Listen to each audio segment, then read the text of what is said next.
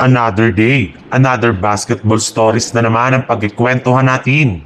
At ngayon nga ay ang pag-uusapan natin ang balitang pagbibigay ng Phoenix Suns ng bagong kontrata kay Kevin Booker.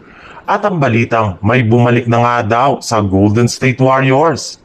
Dahil nga sa mga nakakadismaya na namang kampanya ng Phoenix Suns ngayong season, ay sunod-sunod na nga ang nagsisilabasan na balita patungkol sa mga gagawin nilang trade.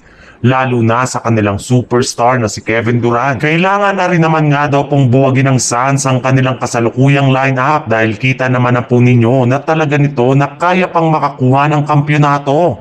Kaya upang maisaayos ito ay nararapat na lamang nga na kumuha na lang sila ng bagong players. Pero sa kabila nga ng mga nagsilabasang trade rumors ngayon patungkol sa Phoenix Suns, ay nilinaw na rin naman nga ng kanilang team na hindi nila ito dito isasama ang kanilang superstar na si Kevin Booker.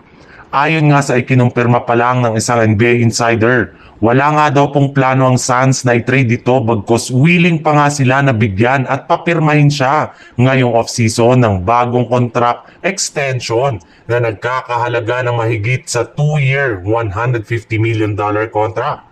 Yes, aabot nga sa $75 million ang kanyang sweldo bawat taon na isa sa mga pinakamataas na kontrata na makukuha ng isang player sa history ng NBA. Sa ibang balita naman, dahil nga sa maagang pagkalaglag ng Golden State Warriors ngayong season, ay mas nakakapag-focus na nga daw po sila sa paggawa ng ilan sa kanilang mga bagong plano para sa darating na off-season.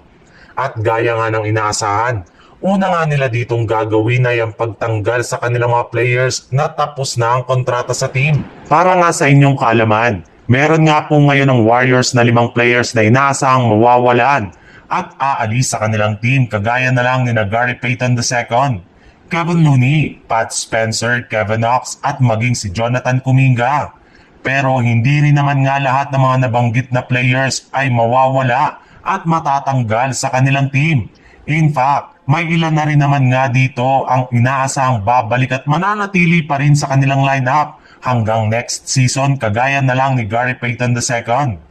Na naibalitang kukuha pa rin nga ng bagong kontrata sa Golden State Warriors.